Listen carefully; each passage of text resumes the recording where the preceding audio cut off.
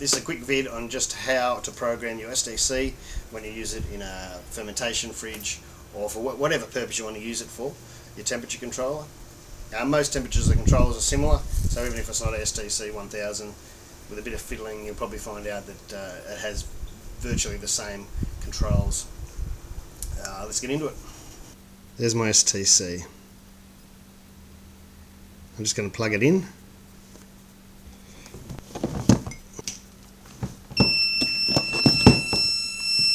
Now that horrible noise you're getting, and that's an error, is because my temperature probe is not hooked up. Once I hook my temperature probe up, that should stop.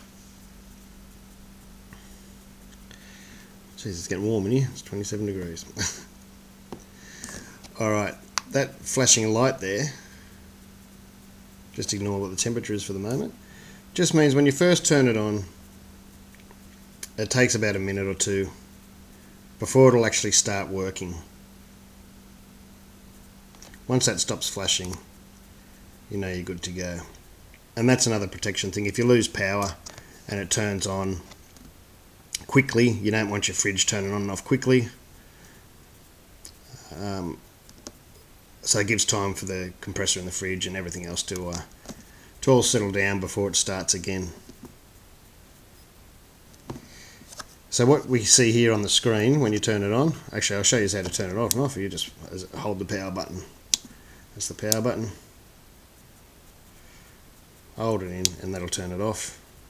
And the same, funny enough, you hold it on and there's the power. And it'll flash again for about a minute or so. I can't remember the exact time it does it for.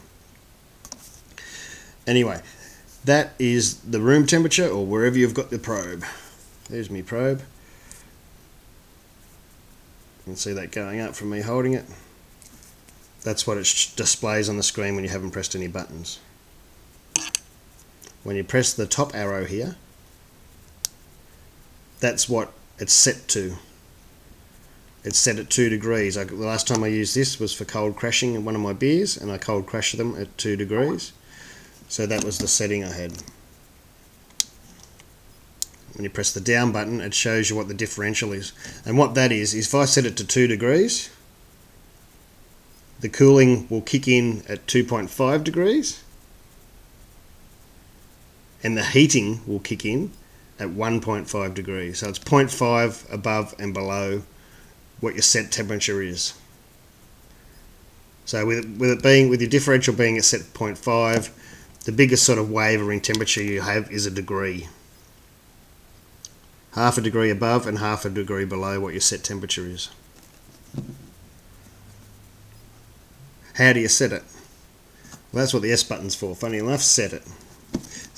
So you hold your finger on the set button, and it takes a couple of seconds, 3 or 4 seconds. There you go, F1.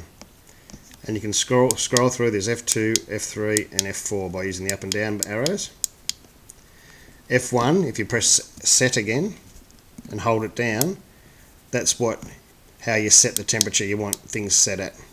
So say I was setting this for a fermentation temperature of 19 degrees. I'd hold up and the arrow, you keep holding the S down.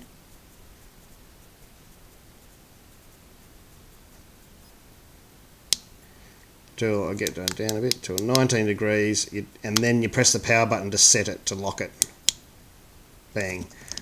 Now that's the room temperature, remember what it's displaying, but if I press up, you'll see now that it's set to 19 degrees. Now once that light stops flashing, it'd start to cool. The fridge would kick in and start to cool because the room temperature is 28 and we're set at 19. Okay, so you want to change the differential. So you only want it to a degree, the temperature variance only to be like 0.2. So 0.1 above 2 degrees or 18 degrees and a 0.1 below 18 degrees. Then you go into it and you press S again. And F2, function 2, is your difference. So you press the S again once you're on function 2, and there's the 0.5 and you'd set that to whatever. 0.3 is the lowest you can go on that, but you can go up a fair bit more. You wouldn't want to go up. I find 0.5 is alright. You can go down to 0.3 if you like, but I find 0.1 degree is fine to me. And it's the same again. To lock it, you'd press the power button. Then there's two more settings. So press the setting button again.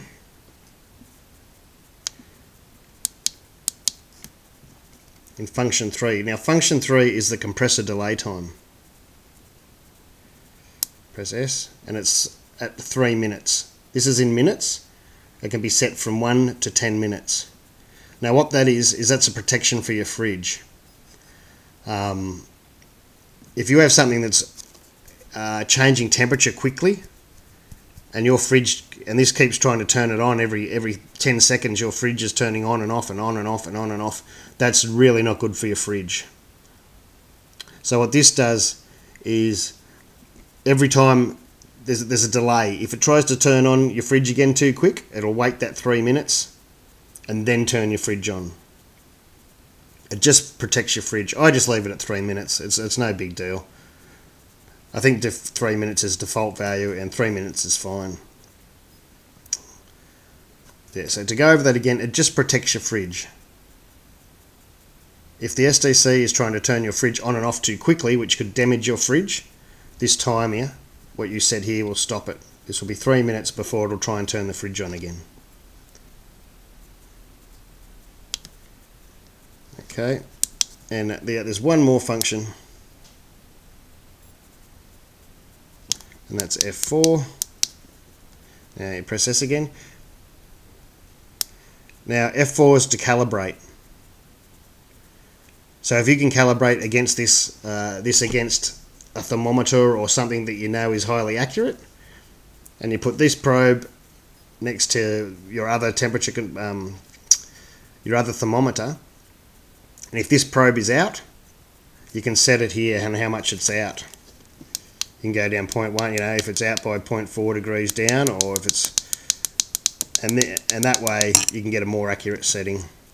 Mine's pretty accurate. I just leave it on 0 at the moment. It is very accurate at the moment, and I don't worry if it's out by, you know, a 0.1 of a degree or something. It doesn't really bother me. So that's what, and you'd set it again by pressing the power button like that. And so that's it really. There's not much more to know about them. As you can see, it's still set to 19. Now I'd do that for a ferment. Sometimes I go to 18 for just an ale. And with the differential set at 0.5. Oops, stuffed it then.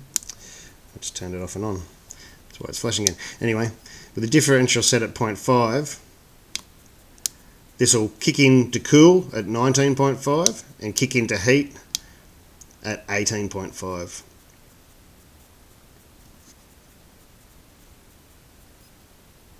And that's about it. As I said, you'll have 2 leads coming off, or 2 sockets. Some people put sockets on the side. I just use extension leads. One's heat, one's cool. Make sure you mark them and you don't forget. Alright, cheers. Hope you learned something.